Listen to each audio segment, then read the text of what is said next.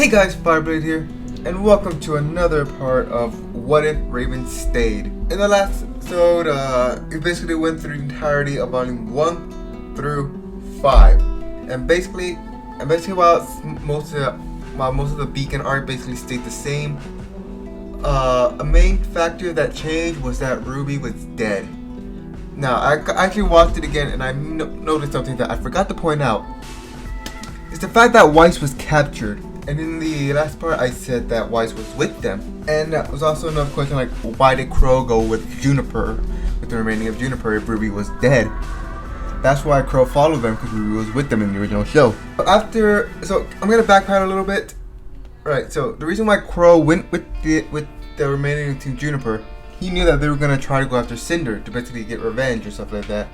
So Crow basically just goes with them. In fact, at the start of their adventure, he basically finds him, just tells him, like, I know you're planning on fighting her and stuff like that. This is not a good idea.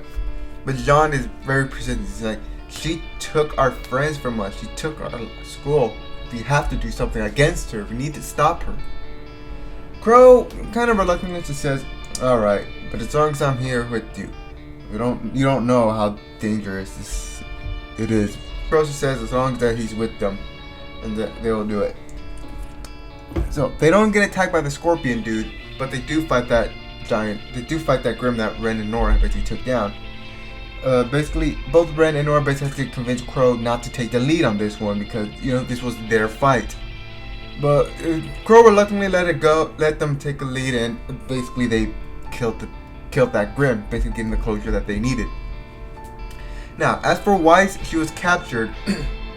But obviously she didn't really stay long because Yang was obviously there. It's just like she asks her mother Ravin to just basically that they can't keep her. Essentially, she basically put her foot down, saying that we can't keep Weiss. And while they're just like, fine, whatever. Yang makes a request to just basically take her to Crow, or something like that.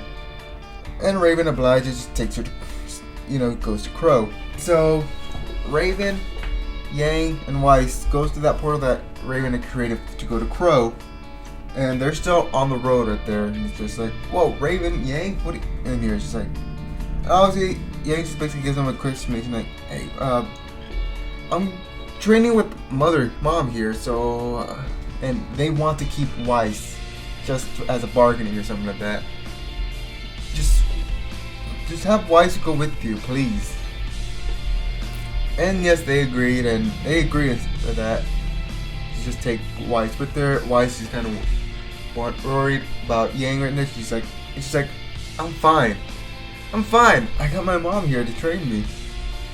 And so yeah, they leave, and the rest of the event that I say happened in the last part happens the same. All right, now that I got that pointed out, let's continue on with volume 6. Obviously, they're gonna have between volume 5 and 6. Weiss basically makes Yang and Blake talk to each other, and at first it's kind of awkward, but they eventually kind of have to talk that they eventually have in volume 6. So they had that talk very early on before even the volume starts. So yeah, they have that talk. But during the volume, they obviously get on the train like normal and stuff like that, and Yang is trying to make them lighten the mood, essentially. Just making joke with Weiss and Blake and stuff like that. Blake is just like obviously going with it, but still she feels awkward about it. Until the Grim attack, and it kind of happens the same until the dude basically almost kind of breaks his arm. Where Crow is basically just not haggling him or something like that. She's basically trying to force him to turn the turrets off. Yang is thinking like, this isn't good. Mom would probably do the same, so what would Summer do? What would Ruby do? Looks back at the crowd and just, goes to Crow, just like, basically have him stop and ask politely to just turn the turrets off. The guy reluctantly does so, and Nora basically requests Ren to obviously use his semblance on the train, and John was the one who basically points out that he can use his semblance on him to help him out. And so basically it happens the same, but with the kill on that Grim, without Ruby basically giving the idea, it's Blake who makes the idea, and so obviously the process happens naturally. They tie him down. Weiss freezes the wings off. However, on the kill, Weiss uses the glitch with Crow to basically do the same thing that she did against that chainsaw wielder in Volume 2 with Crow, which eventually just slices that Grim in half. And just like in the original, it takes that train off track, and they have to go through the snow. But after the train crashes and stuff that gets off track, obviously the stuff is scattered. Blake finds the relic, but during that, Yang just starts explaining. She's like, "Of course, told about this. Damn it!" They're looking at Yang like, "What? You knew about this?" And Yang just like says, "Yeah, I knew. I knew everything about. I basically knew everything, or most of what this is essentially. I was waiting for Osmond to tell you because he promised no more lies or half truth." And obviously Osmond just like wondering how she knows. Yang obviously answers that it was because of her mother and Bernal and stuff like that. He's basically accusing Osmond of just all this lies and stuff like that he's basically trying to get them killed. Until Osmond basically says that you know what he does in the actual anime, that everything that he has done was because of his own personal experience and stuff like that. That he did not want to worry them, burden them, and all that stuff. All due to personal experience. Blake, who obviously has the relic, almost was planning on handing it over to Osmond again, but you know, after all that argument that Yang's saying, she's not willing to. And just like in the original, Oscar basically stopped Osmond trying to get the relic, so they call Jin and then Blake just makes the same wish as Ruby does, and obviously they could get all that information. And after all that, Osmond was obviously crying, but Yang, who's obviously didn't know about Salem, didn't know about the gods and stuff like that. She only knew as much as Ravin did, and Ravin obviously didn't know the whole story. She didn't know all that. She just So, yeah. So with all this new information, Yang basically punches Oscar, who is currently being controlled by Osmond, just saying like, "You freaking bastard! You let us through this. You got my sister killed for all this." And which is basically kind of hits the nail in the coffin for Osmond. He just dishes out. Everyone else calms Yang down. But mainly what's her name? I forgot her name. But yeah, hold on. Maria's her name. Yeah. Obviously Maria, just like in the original, she basically calms them all down, saying that they need to get out of here or at least someplace safe, because if they keep, especially with all this anger that's happening, they're gonna attract more Grim. And so they find the hidden, abandoned, killed off town, and they basically stay in just like in the original anime. However, with that scene in the barn, Blake and Yang basically says that Blake basically tells Yang that she thought about what she said and stuff like that, and she gets that she was wrong in what she said. You don't want me to protect. She says basically, you don't want me to protect you, and you don't want me to protect you. You want me to fight with you. Sorry I didn't see that, but I get it now. I'll always fight with you, Yang, no matter what. Basically what Yang obviously wants to hear. They stare into each other's eyes, obviously. They kind of lean in for a little bit, but before they can kiss, Yang pulls back and just walks out. Blake is just like, Yang? But Blake just tells her like, Yang just tells her like, come on, let's get back into the house. Yang's obviously blushing, and so is Blake, but yeah. Now you can say that's my shipping showing. I don't care. fight the anti-Bumblebee. anyways, while they're asleep, Yang has a dream, and it's basically the dream of Ruby. It's basically a memory of Ruby, essentially, where they're like reading. Where Yang is just obviously reading a story to Ruby, because I still see Yang, reading some stories to Ruby. Not as much as the original, but still, every now and then she'll read. And Yang and Ruby just says to Yang like, "It's so great. I really want to be just like them. I really just want to be like them. Just be the hero to protect everyone and stuff like that." And after that, Yang just basically wakes up. She's kind of crying a bit, but Blake is the second to wake up and sees Yang crying. She comforts her and she's like, yeah. After they get whatever it's called hooked up to Bumblebee, they still have that same conflict that Ruby had with the relic. Weiss and Blake are trying to convince Yang to just get rid of it, stuff like that. Even Yang herself is just starting to fall for it, similar to Ruby did. And just like Ruby, Yang drops the relic in the well due to a shock. And they basically go down to the well, and they basically find these Grimm. I don't remember what it's called, but yeah. They're able to escape from it long enough to get to the cellar, but just like in the original, it is locked. The Grimm basically zap their energy away, or their will to live, or whatever it's called. Their spirit, I don't know. They basically zap that away. Maria obviously doesn't have her eyes anymore. They're all drained of their energy. And without Ruby, they can't stop them.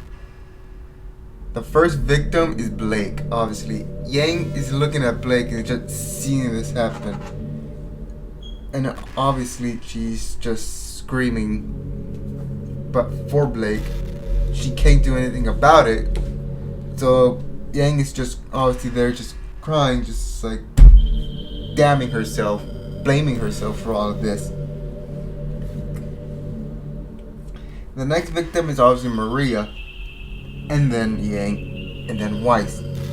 Meanwhile, Oscar and Crow are still up in the surface. Crow's obviously drunk off his ass, but the Grimm basically kind of getting to Crow right now because Crow's still there. Oscar, who's just waiting, is getting worried and it's just like, I was waiting, so he calls down the well, asks for them. He doesn't receive an answer. He's so worried that he goes inside the house, wakes up Crow, just like tells him like, the girls aren't back yet. They went down the well because they dropped the relic. Crow's just like, all right, let's go find them. So they go down the well, find the that horde of Grimm, and it basically affects them, and they both get killed. Meanwhile, John, Nora, and Ren, they are getting more worried. Until so one day, Jean basically just says to them like, oh, we need to go look for them. We need to go look for them. I'm worried that something might have happened to them. And Nora and Ren obviously agrees. So before the day before they leave, they find that statue of Pyrrha. And obviously they use this as a basically means of just giving them the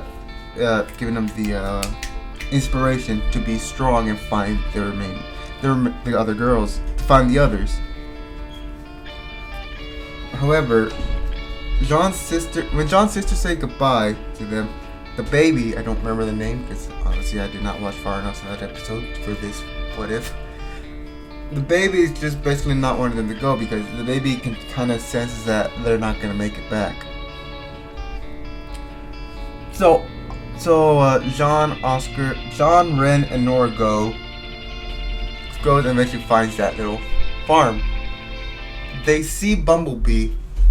in front of the big house, as well as tied up some. So they know that they're here somewhere.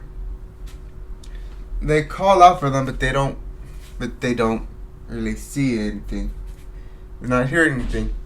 Until they go down to the cellar where they found where Crow originally was. Nora breaks it open, and the first thing she sees is basically a mutilated Weiss, which basically scares the crap out of them. And John, who's right now being the most, who's being affected the most currently, just like no. He runs down and sees the others. Yang, Blake, Maria, Crow, and Oscar. He sees them all. Ren and Nora follows down as well, and they also see this as well. Until a screech is heard, and they get affected by it. When they look up, they see that horde of Grimm again. A look of horror flashes on their eyes before another screech is heard. The rest gets killed from there. A few weeks later, Jean's sister asks the Atlas military, or whoever's right there from Atlas, to basically help for them. That they know that Jean, that her brother knows the heiress, knows the Shani heiress, and went to go look for her. They went down a road and stuff there. So basically, that team goes down and they basically see this horde of Grimm just walking away that was from the direction of the house. They go down and basically see what Team Juniper saw, the remains of the heiress as well as the others. A report is filled out and word goes around that the team was killed. Tai, seeing that his now only child is gone as well, he doesn't take that at all. He's now alone. Blake's parent and Ilya, including Vic's son and all of them, they see this and they're also just down as well. Winter sees this and just is shocked in all of this right now. Salem's plan to attack Atlas goes off without a hitch. Nothing stops her. Ozpin, he goes one more time. He goes to basically, just after this, he decides to do this mission alone. So yeah. And that's it.